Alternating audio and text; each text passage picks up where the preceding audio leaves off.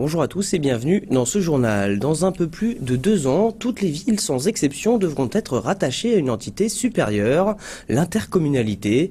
Un aspect de la réforme des collectivités territoriales qui ne fait pas que des heureux. La semaine dernière, le préfet du Val d'Oise a présenté aux élus le nouveau découpage du département. Fabien Madigou était sur place. Enghien-les-Bains, Goussainville ou encore Taverny, voilà quelques-unes des 29 villes valdoisiennes qui n'appartiennent pour l'heure à aucune intercommunalité. Une situation bientôt impossible suite à la réforme des collectivités territoriales, engagée par le chef de l'État et qui doit être efficiente au 1er juin 2013. Paradoxe départemental, c'est Jean-Pierre Blazy, le maire PS de Gonesse, commune isolée, qui a été nommé rapporteur général de la commission départementale de coopération intercommunale. Une mission qu'il accueille pourtant avec enthousiasme.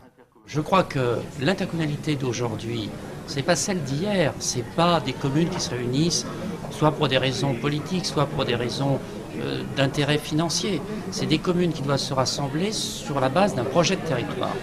Ces mariages forcés entre communes font toutefois grincer quelques dents.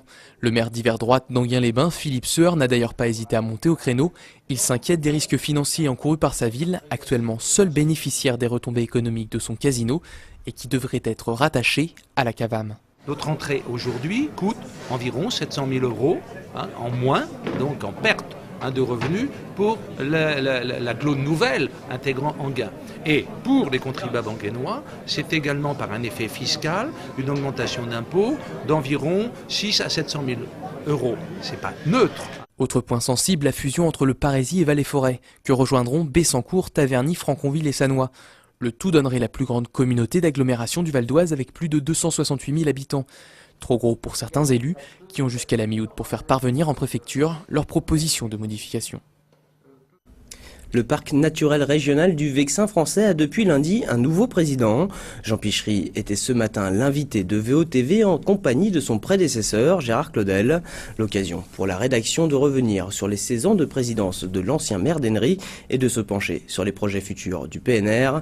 Je vous propose d'écouter Gérard Claudel sur l'identité vexinoise et Jean Pichery sur le développement du tourisme. Il y a 20 ans, personne ne se disait vexinois. On habitait Magny, on était à Pontoise, Aujourd'hui, dans le langage courant, eh bien, on parle du Vexin comme les Bretons parlent de la Bretagne ou les Auvergnats de leur Auvergne. Voilà. Il faut qu'on arrive à développer un hébergement de qualité pour non plus avoir des visiteurs mais des touristes. Voilà, qui restent une nuit, 2 nuits. Qui restent une nuit, 2 nuits sur le territoire, de façon à être aussi des acteurs de l'économie de ce territoire. Et vous pourrez bien sûr retrouver l'intégralité de leurs interventions sur vonews.fr. On reste dans le Vexin justement et plus précisément au golfe de Gadancourt. La structure valdoisienne propose depuis le 18 avril des séances d'initiation gratuites avec prêt de matériel et encadrement professionnel. Fabien Madigou a pu assister à l'une d'elles. Reportage. Voilà, et on y va, allez. C'est parti pour 1h30 d'initiation au golf pour Mireille, Raymond et Jean-Pierre. Les 3 amis emboîtent le pas de leur moniteur du jour, Éric Dornado. Quand il en a le temps, le directeur du golf de Gadancourt accompagne avec plaisir les débutants pour leur faire découvrir tous les secrets du golf. Des initiations comme celle-ci, il y en a tous les jours dans ce lieu de quiétude situé en plein cœur du parc naturel régional du Vexin. Éric Dornado a même décidé de prolonger l'opération jusqu'à la fin mai. Je considère que cette période de découverte, il faut qu'elle soit suffisamment large pour que les gens puissent en bénéficier longtemps. 15 jours c'est bien, mais c'est un peu restrictif dans les créneaux horaires. Il suffit que la personne ne puisse pas dans ces 15 jours-là.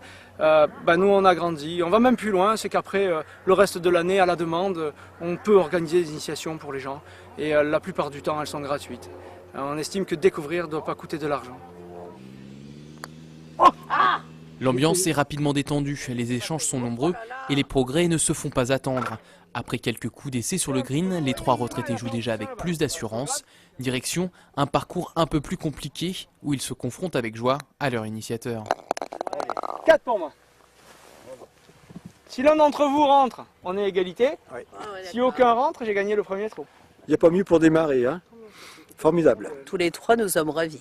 Et en plus, nous sommes tombés sur une journée merveilleuse. Je me disais toujours, il faudra que je tente un jour. Et puis alors, monsieur est charmant, c'est un bon pédagogue. On a envie de revenir. Chaque séance d'initiation dure entre 1h30 et 3h selon le nombre de participants qui peut varier de 1 à 10. Pour s'inscrire, il suffit d'appeler le golfe de Gadancourt et de faire part de ses disponibilités. Ah, bien. Oui. L'occasion de passer un bon après-midi entre amis dans un cadre calme et reposant de près de 60 hectares. Le musée Camille Pissarro de Pontoise accueille jusqu'au 10 juillet une exposition éphémère intitulée « Impressions gravées ». Cette manifestation gratuite est dédiée à un aspect très important mais peu connu de l'œuvre de Pissarro, la gravure. Près de la moitié de ses œuvres gravées ont d'ailleurs été réalisées durant la période pontoisienne de l'artiste. Christophe Duvivier, le directeur du musée, explique les raisons d'une telle exposition au micro de Fabien Madigou.